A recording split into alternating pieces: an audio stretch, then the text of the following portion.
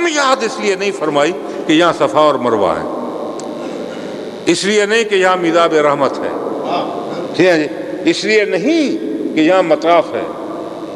فرمایا میں خدا قسم اس لیے یاد فرما رہا ہوں اس شہر کو، یہ عزت بخش رہا ہوں۔ یہ عزت جس کی قسم کھائی جائے اس کے ساتھ پیار ہو جاتا ہے کہ نہیں ہوتا؟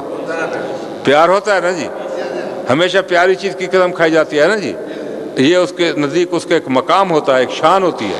اللہ فرماتے ہیں اس شہر کو میں نے یہ مقام خدا ذوالجلال کی قسم کھا کر کہتا ہوں کہ آپ لوگ پرانے یہاں بیٹھو اسی شہر کو جس میں آپ بیٹھے ہو آج، یہ مسجد ہے، لوگ لیل پور کہتے تھے، لیل پور، ٹھیک ہے، ایک انگریز کا نام تھا، لیل پور تھا۔ کوئی شریف کہتا تھا اسے لیل پور شریف، پھر نام بدلا، فیصل آباد ہو گیا۔ آج وہ ہے اس کے اندر کہ اذا مررتم بریاض الجنت فرتو، صحابہ کرام کو فرمایا کہ جب جنت کے کسی باغ کے قریب سے گزرو، جنت کے کسی باغ کے قریب سے گزرو تو کچھ کھا لیا کرو۔ فرتو کو میں چرنا ہوتا ہے اصل تو، ٹھیک ہے نا جی، اور ان باغوں سے کچھ کھا لیا کرو، ایسے نہ گزر جاؤ، کھا کر جاؤ، جنت کے باغ کا میوہ کھا کر جاؤ۔ صحابہ کرام نے عرض کی یا رسول اللہ قالو ما ریاض الجنہ، حضور ہم تو دنیا میں رہ رہے ہیں، یہ دنیا ہے، یہاں دنیا کے پھلوں کے باغات تو ہیں، اور آپ فرماتے ہو جنت کے کسی باغ کے قریب سے گزرو۔ ما ریاض الجنہ، جنت کے باغ کیا ہیں؟ یہاں کہاں ہیں؟ اس زمین پر جنت کے باغات کہاں ہیں؟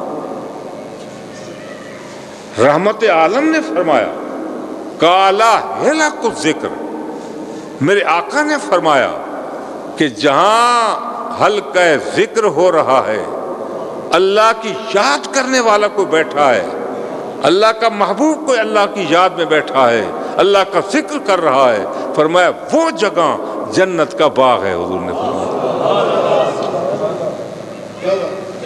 یہ عزت کس وجہ سے مل رہی ہے؟ یہ عزت اس جگہ کو یہ کس وجہ سے عطا کی جا رہی ہے؟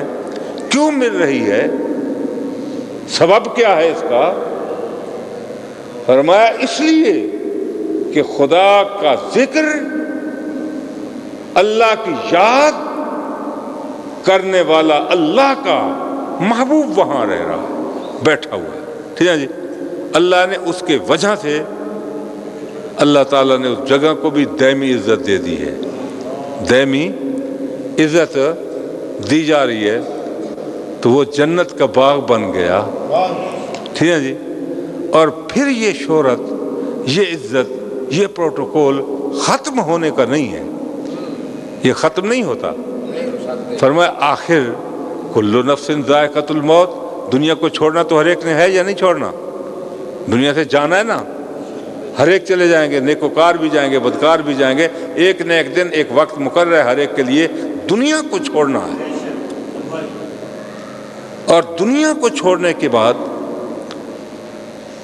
آپ سنت کے مطابق غسل کفن دے کر میت کو دفن کرتے ہیں یا نہیں کرتے؟ سنت طریقہ یہی ہے نا جی، دفن کرنے جاتے ہو، دفن کرنے۔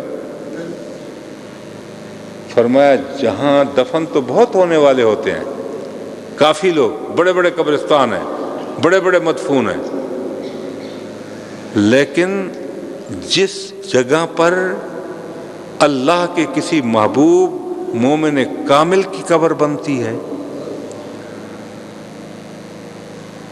فرمایا وہ جگہ جہاں وہ زندگی میں بیٹھتا تھا وہ بھی جنت کا باغ، اور انتقال کر کے آیا، اب جہاں اس کی قبر بنی ہے یہ جگہ بھی جنت کا باغ بن گئی، یہ جگہ بھی جنت کا باغ ہے۔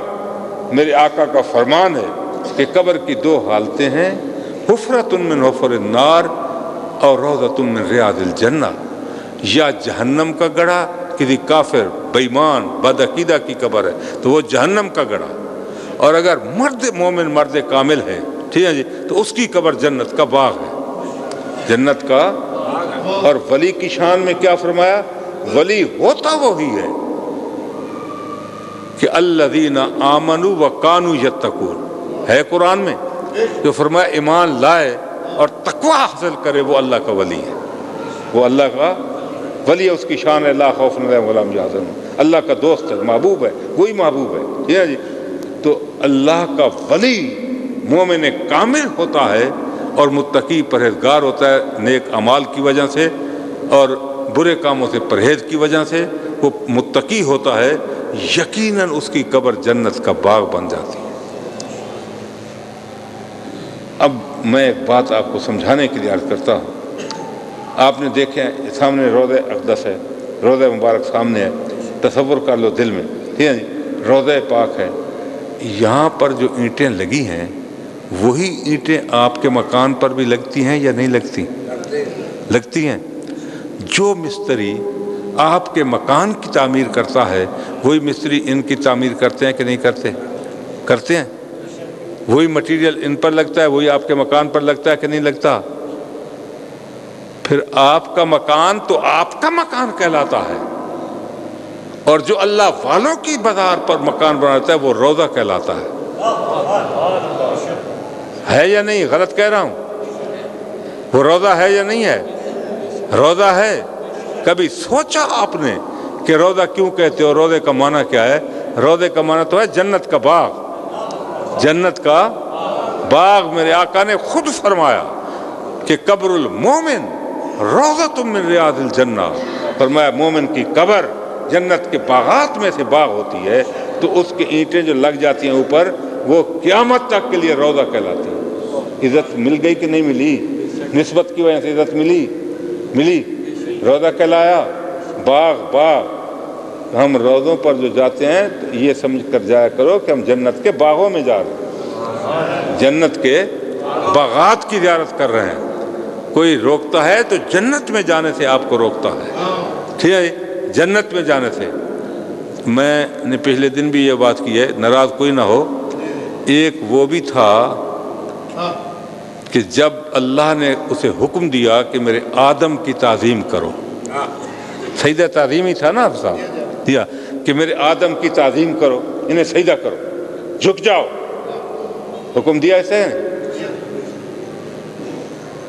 جو فرشتے تھے وہ تو جھک گئے، دیر نہ کی، اللہ کے حکم کی تعمیل کی، اور ان میں ایک ایسا بھی نکلا جو اکڑ گیا۔ تھا یا نہیں؟ یہ قصہ قرآن میں ہے یا نہیں ہے؟ اس نے ابا واستکبر، قرآن میں ہے، انکار کر دیا، میں نہیں سجدہ کروں گا، میں تعظیم نہیں کروں گا، میں نہیں جھکوں گا، تکبر کیا۔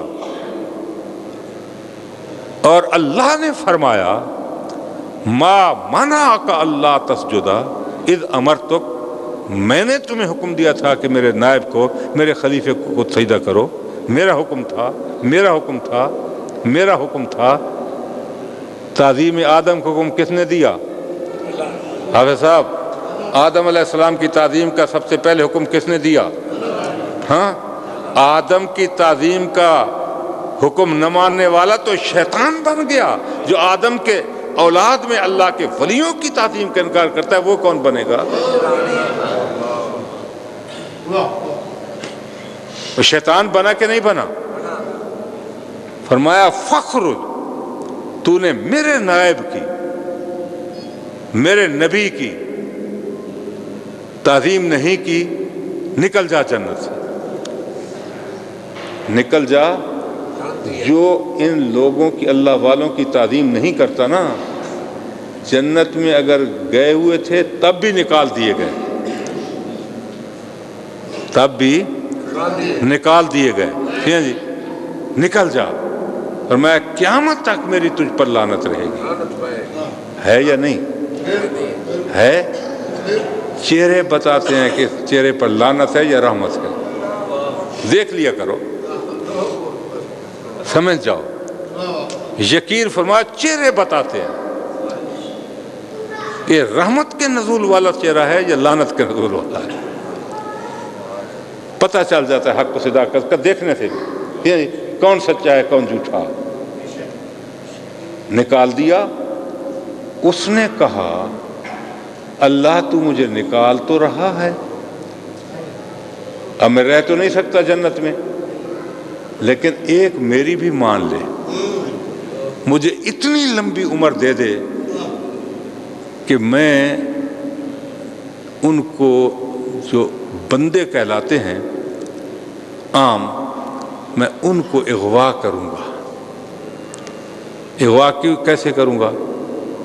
کہ میں ان کے آگے آؤں گا، ان کے پیچھے آؤں گا، ان کے دائیں آؤں گا، ان کے بائیں، اور ان کو جنت میں جانے سے میں بھی روکوں گا۔ جس جنت سے تو نکال دیا میں ان بندوں کو بھی جانے سے روکوں گا، منع کروں گا، لیکن اس کے ساتھ ساتھ وہ بھی مان گیا الا عبادک المخلصین، اللہ جو تیرے بندے ہوں گے، جو تیرے ہوں گے، تیرے خاص بندے، تیرے مخلص بندے، وہ میرے داؤ میں نہیں آئیں گے، وہ میرے داؤ میں نہیں آئیں گے، نہیں آئیں گے، نہیں آئیں گے، نہیں آئیں گے، وہ جنت کی طرف ضرور جائیں گے، وہ جنت کی طرف جائیں گے، ان کو میں نہیں روک سکوں گا، میرا وعد و نصیحت، میری تبلیغیں ان پر اثر انداز نہیں ہوں گی جو تیرے ہوں گے۔ مجھے بتاؤ، ایک شہر ہے جو کسی ہندو کے نام پر یا سکھ کے نام پر منسوب ہے، وہاں کے لوگ دعوتیں دیتے ہیں کہ چلو، اور راستے میں حضور داتا گنج بخش جس کی زیارت کے لیے سلطان الہند بھی آئے، دنیا کے اولیاء اللہ جھکتے رہے، ہے حقیقت کے نہیں ہے؟ کبھی ان کی طرف جانے کو بھی کہا، ادھر تو روکتے ہیں۔ میں پوچھتا ہوں کہ حضور داتا گنج بخش صاحب کا مزار قدس العزیز کا